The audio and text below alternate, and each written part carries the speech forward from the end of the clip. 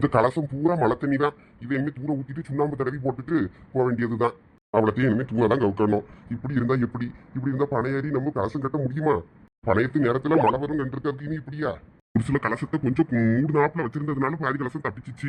1-2 கலசம். இந்த கலசம்லாம் நல்ல மழை தண்ணி ஆகி போச்சு. என்னத்தை செய்ய? இன்னும் ஓலையை வெட்டி தான் மரத்து வச்சுட்டு போகணும் போல இருக்குது. மழை தண்ணி படாம மரம் ஏறியதுக்கும் பிரோஜனம் இல்லாமல்ல போகுது. ரோஸு சொல்லு ஐசு, நீ கண்டிப்பா வெளியூருக்கு வேலைக்கு போக தான் போறியா? ஆமா, கண்டிப்பா போறதுதான். என் ஃப்ரெண்ட் அங்க இன்டர்வியூவுக்கு எனக்கு எல்லாம் ரெடி பண்ணி வச்சிருக்கா. நான் அங்க போனாதான் என் லைஃப்பை நான் ஜாலியா என்ஜாய் பண்ண முடியும். இங்க இருந்தானா எங்க அம்மா என் வாழ்க்கையை வாழையே விடாது. அதுக்குள்ள ரோஸு, நீயும் போயிட்டேன்னா எனக்கு ரொம்ப போர் அடிக்கும். இங்க பாரு, நீ எங்க அம்மா சொல்றதெல்லாம் கேட்டுக்கிட்டு வீட்டுக்குள்ளே அடங்கி கிடக்காத. உனக்கு பிடிச்ச மாதிரி ஏது உன் லைஃப்பை நீ என்ஜாய் பண்ணு. எங்க அண்ணன் தான் ஒரு மரமண்டா. எங்க அம்மா பேச்ச கேட்டுக்கிட்டு இப்படி இருக்கான்னா நீ அது மாதிரிலாம் இருக்காத. நான் ஒன்னும் இப்ப பர்மிஷன் கேட்கறதுக்காக வரல அவங்க கிட்ட. நான் போறேன்றதை சொல்லிட்டு போலான்னு தான் வந்தேன். கண்டிப்பா போக கூடாது, உனக்கு ஒரு கல்யாணத்தை பண்ணி வைக்கணும்னு தான் எங்க அம்மா சொல்லும். இங்கே இருந்தேன்னு வை, ஏதாவது ஒரு மாப்பிளையை கூட்டு வந்து அவன் தலையில எண்ணெயை கட்டி வச்சு அந்தால போன அனுப்பிச்சிருவேன் எங்க அம்மா. அப்படியெல்லாம் நான் போக மாட்டேன். நான் லவ் பண்ணி எனக்கு பிடிச்ச மாதிரி ஒரு மாப்பிளையை பார்த்து நான் அப்படிதான் கல்யாணம் பண்ணுவேன். அதுக்கு நான் இங்க இருந்து நான் வெளியே போகணும். அதனால நாங்க கிளம்புறது கன்ஃபார்ம். அதனால நீயும் இங்கே இருன்னு எங்க அம்மா அப்பா மாதிரி கம்பல் பண்ணிட்டே இருக்காத, சரியா? சரி ரோசி, நான் இனிமே எதுவும் சொல்லல. சரி வா.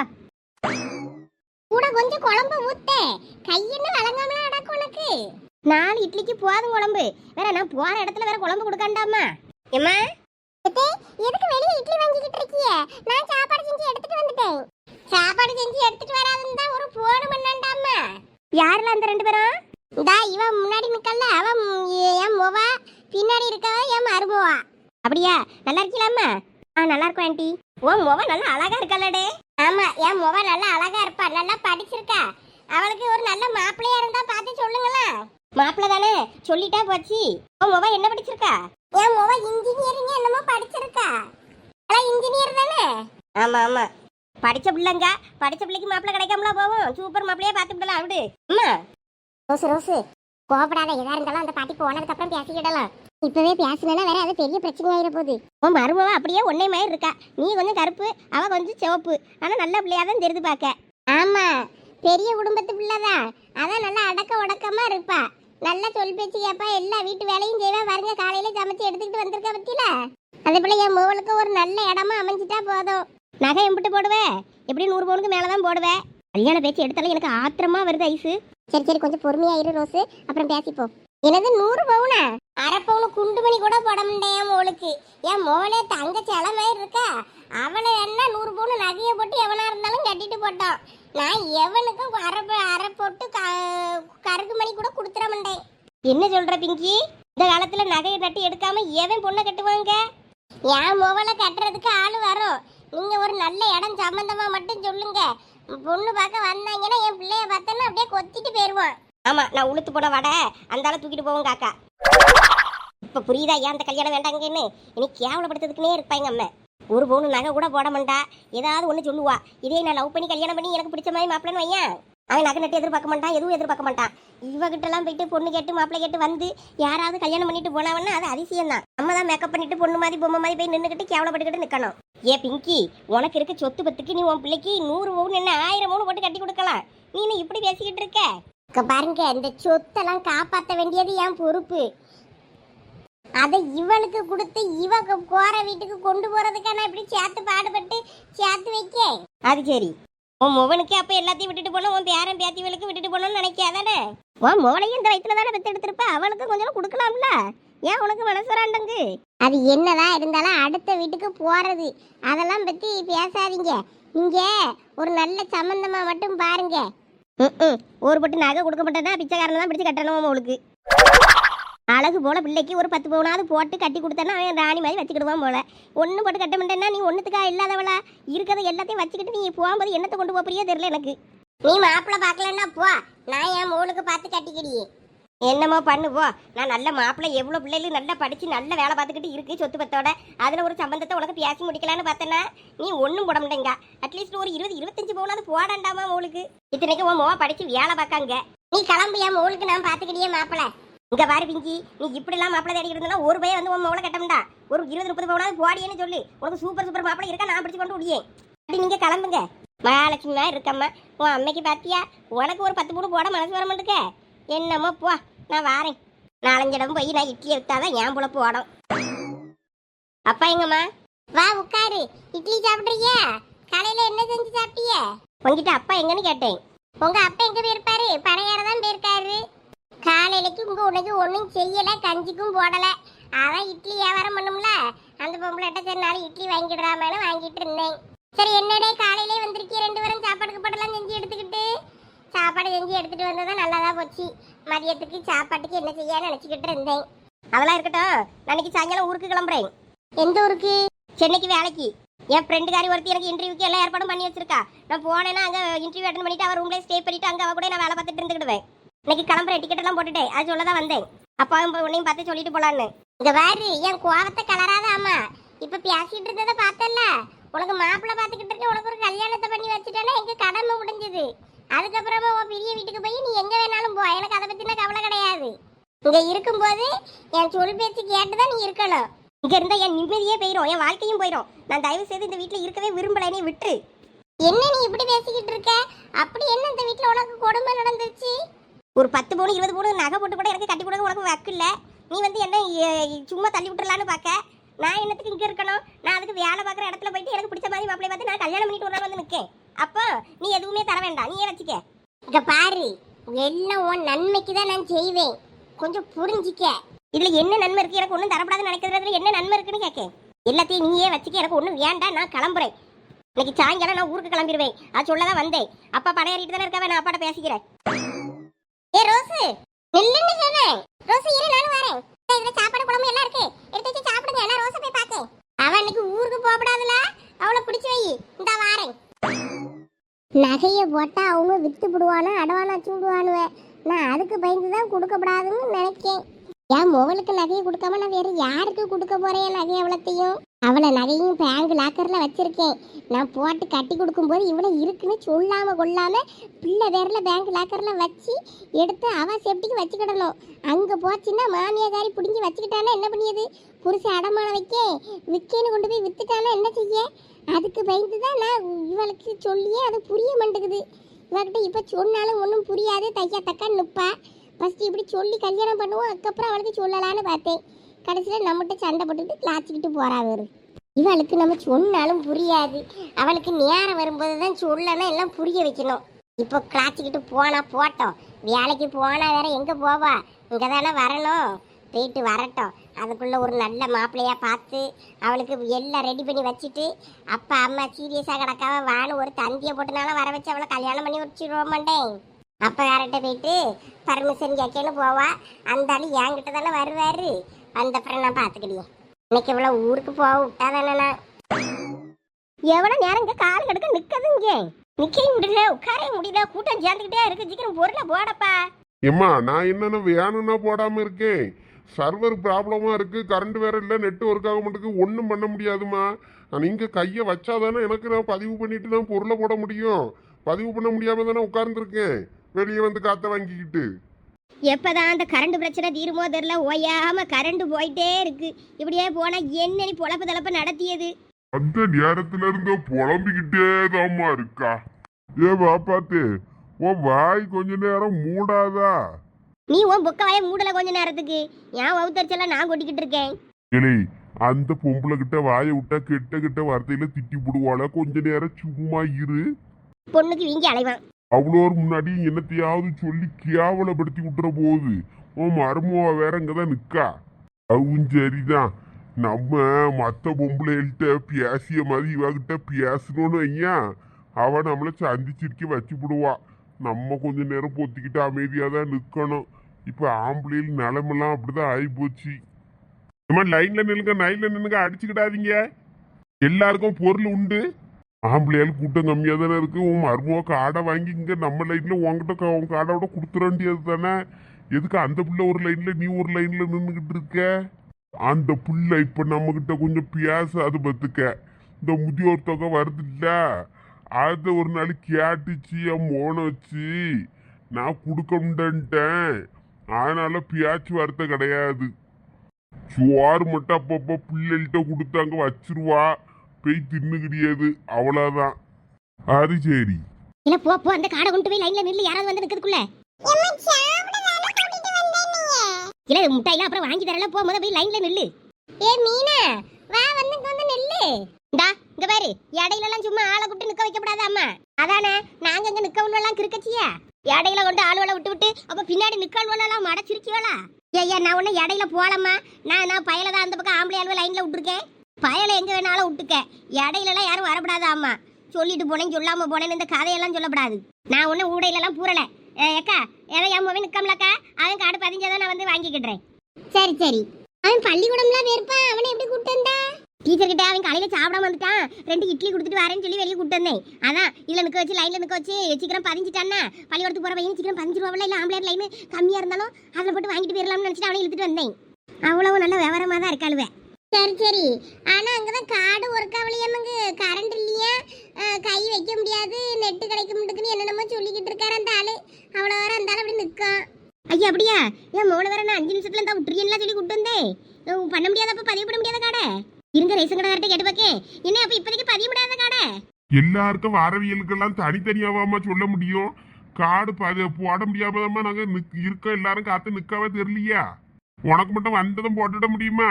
இனி பள்ளியோடத்துக்கு போற பையில கூட்டு வந்திருக்கேனே, ஒரு 2 நிமிஷத்துல பதிஞ்சிட்டு போயிடலான்னு நீங்க என்ன இப்படி சொல்றீங்க? படிக்க பிள்ளைகள கூட்டிட்டு வந்துகிட்டு மினிக்கி ஆளுவேன். பயில பள்ளியோடத்துக்கு அனுப்புங்கம்மா. கரண்ட் ஓயாம பெய்கிட்டு அடக்கு. அவ்வளோ வரும் பாருங்க, லைன்ல வெயில காத்து கிடக்காவ.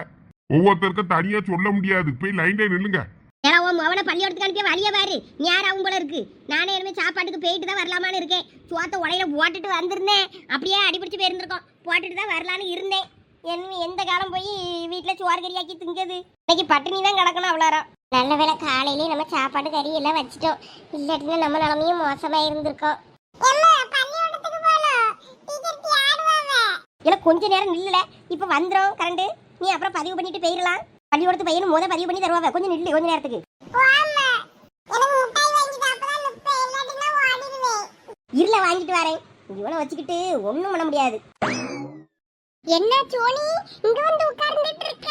இது மண்ணெண்ணெய் ஊத்துற இடம். அன்னைக்கு மண்ணெண்ணெய் ஊத்தல, அரிசி தான் போடுறாங்களா? வா அந்த லைன்ல நிக்கி பாரு, அந்த லைன்ல தான் நிக்கணும். எங்க நிக்கணும்னு தெரியாம வந்து உட்கார்ந்துருக்கியோ? எல்லாம் எனக்கு தெரியும், மூடிக்கிட்டு போறியா?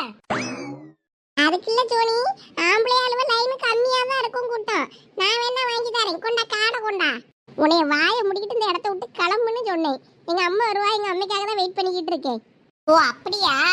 மாமியார் வர வேண்டி இருக்கா? சரி சரி சரி. மாமியார் வந்ததும் கூப்பிடு, நான் வேணா உனக்கு காடு பதிஞ்சு தரேன்.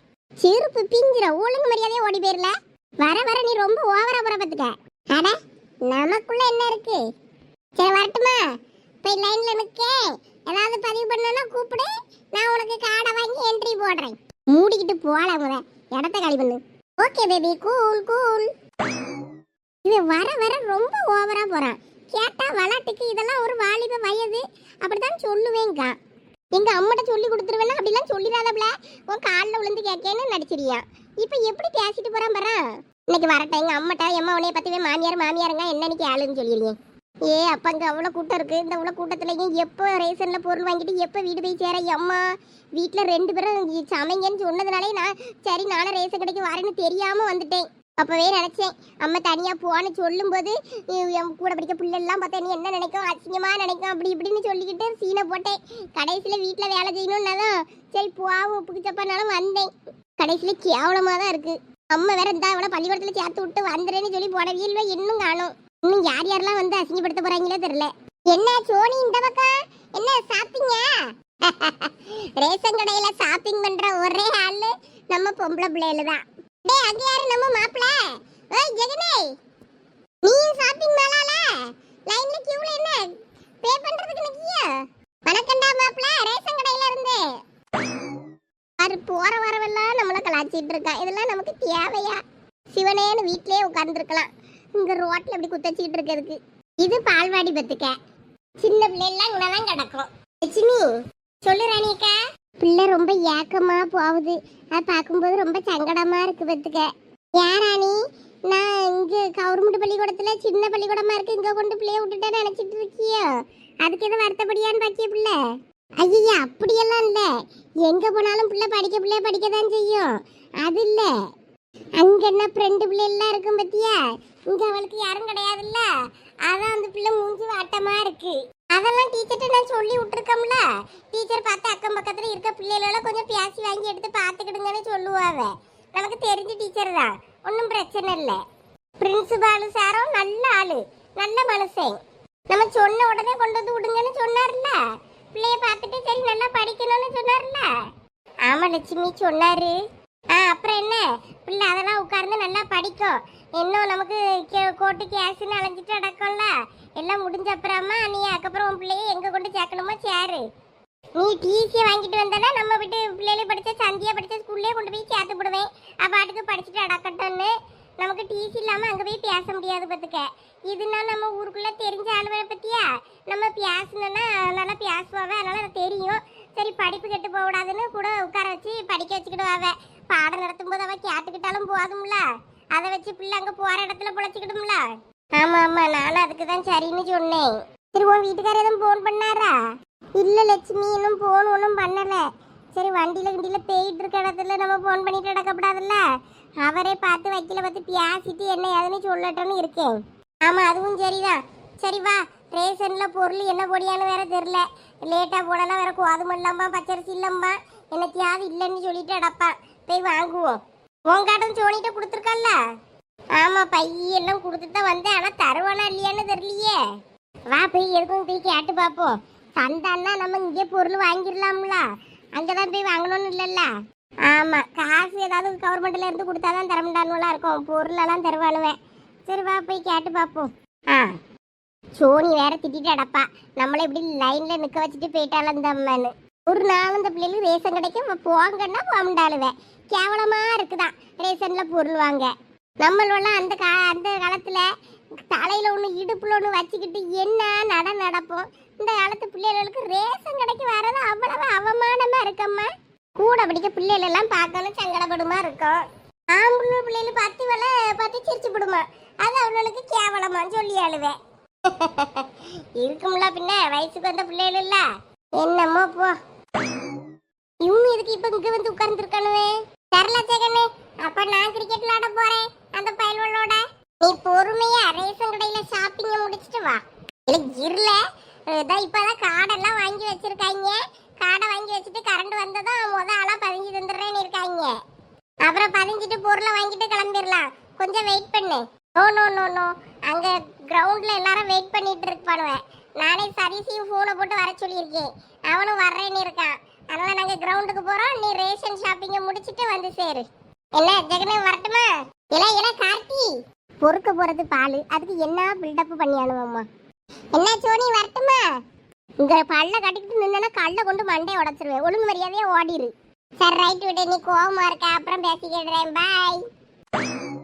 இருல, உங்களோடலாம் சதீஷ்ட ஒருக்கா சொல்லி வைக்கேன், அப்பதான் நீங்க சரிபட்டு வருவீங்க.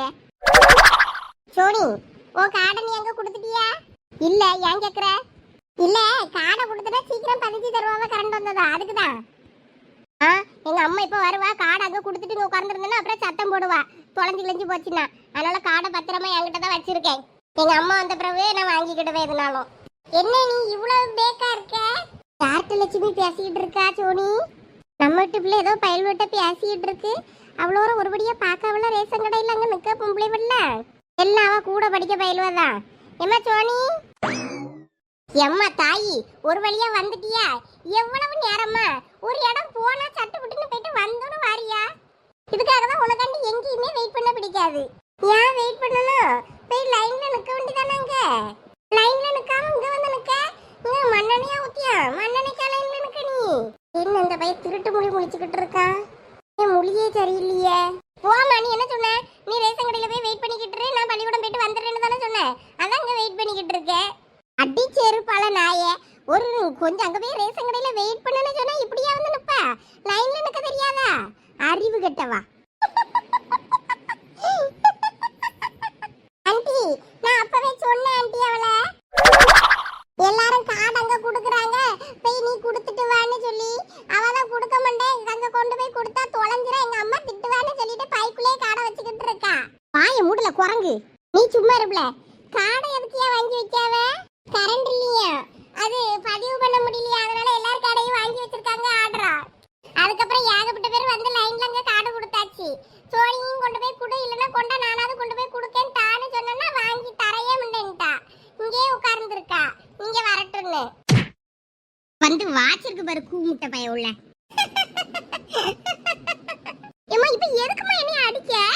காடு தொலைஞ்சல வர என்ன ஏதான நீ சத்தம் போடுவ? ஒழுங்கு வரியாதே வீட்டுக்கு போ. காடை கொண்ட பையன் கொண்டா. கடையில கூட்டம் சேர்ந்துரும் போய் லைன்ல நில்லுன்னு அனுப்பி விட்டேனா இங்க வந்து சும்மா குத்தச்சிக்கிட்டு இருந்திருக்கா ஊளாங்கனங்க. இதுக்கு எதுக்கு வரணும் நீ? வராமலே இருந்திருக்கலாமே. நானா வரேன்னு சொன்னேன், நீ தானே வம்படியா கூட்டிட்டு வந்த.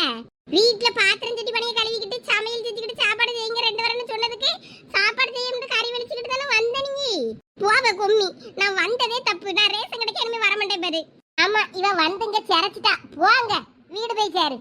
நானும் பெருமையும் அரிசி கிரிசி வாங்கிட்டு வாரோம். வீட்ல சாப்பாடு செஞ்சு வைக்க வழிய பாருங்க. போங்க போவ. இந்த வெயிலுக்குள்ள வந்து உங்களுக்காண்டி காத்து கடந்தோம்ல, எனக்கு தேவைதான்.